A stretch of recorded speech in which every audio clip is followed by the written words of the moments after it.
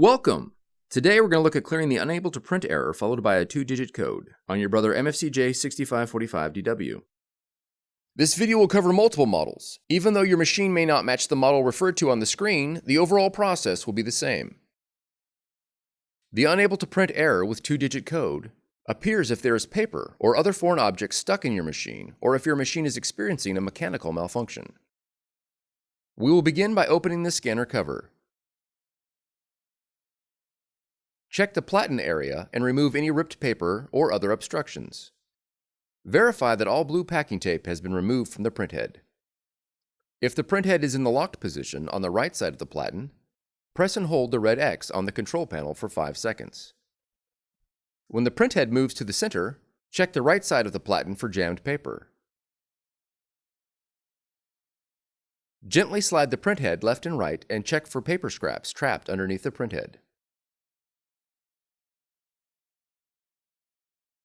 Leaving the cover open, turn to the back of the machine and open the jam clear cover. Remove any jammed paper by gently pulling with both hands. Close the jam clear cover. Returning to the front of the machine, close the scanner cover. If the error message continues, unplug the power cord from the wall for 2 seconds. Then plug the cord back in. The error message should clear. Next, you will need to print a quality check sheet to verify that your machine is printing properly. On the touchscreen, press the ink icon. Then press Improve Print Quality.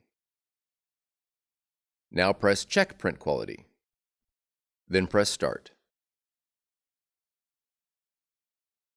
If the quality check sheet prints successfully, the error is resolved.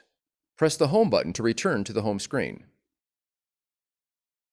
For more tutorials, FAQs, and videos, visit us at www.brother-usa.com.